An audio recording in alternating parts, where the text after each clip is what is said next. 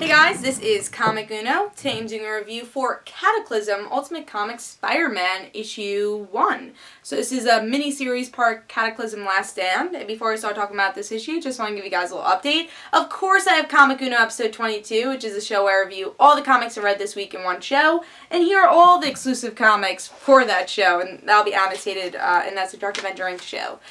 So here are the exclusive comics. Batgirl, issue 25. Superboy, issue 25. Nightwing, issue 25. Smallville, season 11, issue 19. The Superior Spider-Man, issue 5. Justice League of America Vibe, issue 9.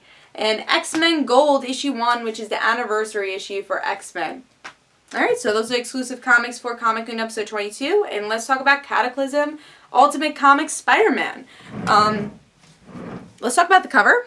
Pretty cool cover. We got Galactus and Dagger and Miles, and also Cloak, running from Galactus, which is perfect for Cataclysm because that's what it really is about.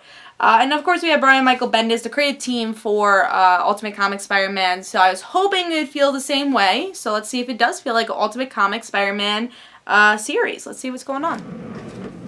Again, really love the cover. Pretty cool. And I love this. I think the recap page is awesome. I wish that was the cover. But yeah, let's talk about this. So actually we get to see every character we've been seeing in the Ultimate Comics Spider-Man and exactly seeing where they are and what they're doing at this point. And this is right after the events of Ultimate Comics Spider-Man and how that series ended.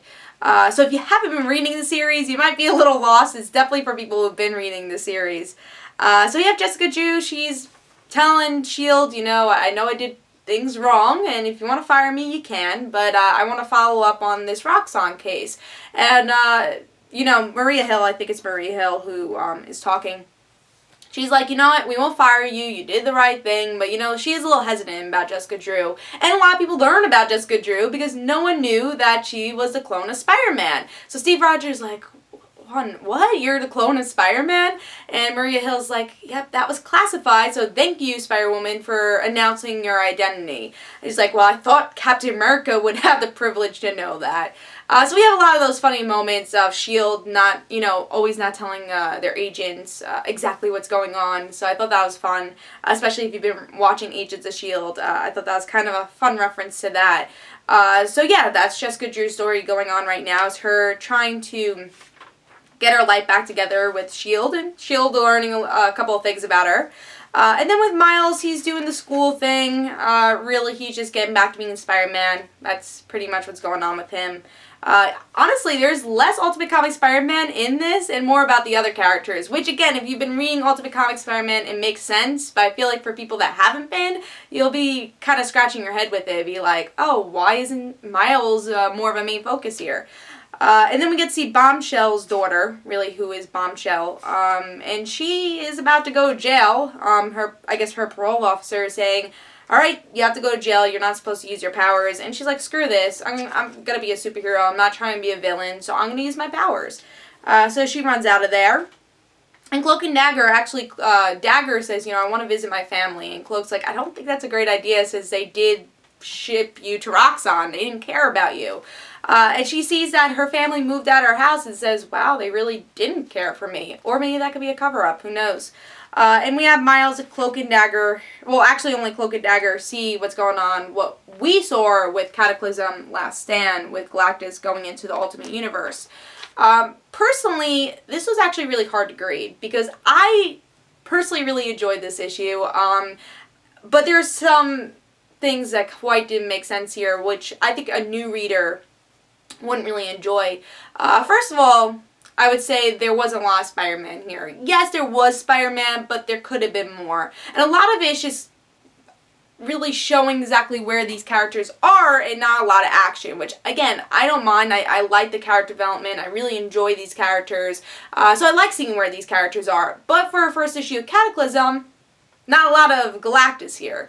We get a reference of what's going on with issue 1, but I think some people might be disappointed because we're not getting a lot of action. Again, it's Miles sleeping in class or Cloak and Dagger going back to their house, but I feel like those things were necessary to really start this story and have a great setup. So for me, I thought this was a very good issue to set up from what was going on with issue 28 of Ultimate Comics Spider-Man. I thought it was a great bridge, especially with these characters. I love them as a team, even though they haven't been a team for that long.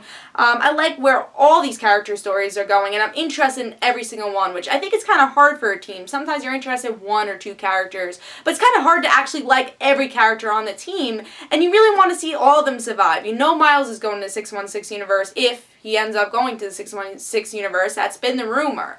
But I feel we do have emotion and empathy for these other characters, so what happens to them? I feel with Ultimate Comics Spider-Man, what made that series so special was Miles, yes, but also his supporting characters. So I think it'll be very interesting to see how they tackle all that. Will we see Gwen and Aunt May here? Will we see Mary Jane? I think that'll be a very interesting thing. I hope they do tackle. It seems like they are tackling. I think more of the action will be in Last Stand, and we'll have more character moments with Spider-Man. So for me personally, I do give this a 4.5. I think that's pushing it a little. Maybe it does deserve a little bit more of a 4. I thought the art was really good. I enjoy the story. So I'm going to push it to a 4.5. It's really close to being the 4 though, because there are some things that didn't quite happen here that I expected to happen, but I thought it was a good enough setup. So again, I'm pushing it a little, but I am going to give this a 4.5. So yeah, I give it a 4.5. I definitely think you guys should pick it up, especially if you've been reading Ultimate Comics Spider-Man. If you haven't, I don't recommend this as a jumping off point. I would stick to the Last Stand stuff, but if you've been reading Spider-Man, I think you'll enjoy this one. It's a little bit of a slow start, but I think you really need to set up the story in this way to see where all these characters are. So yeah, I enjoyed it, so I'm going to give it a 4.5. Again, it's pushing it, but I'm going to give it a 4.5. Hope you guys enjoyed. This is Comic Uno, and guys, don't forget to follow me on Twitter for Comic Uno and the Rant Situations, and don't forget to like my Facebook page, and I'll see you guys later.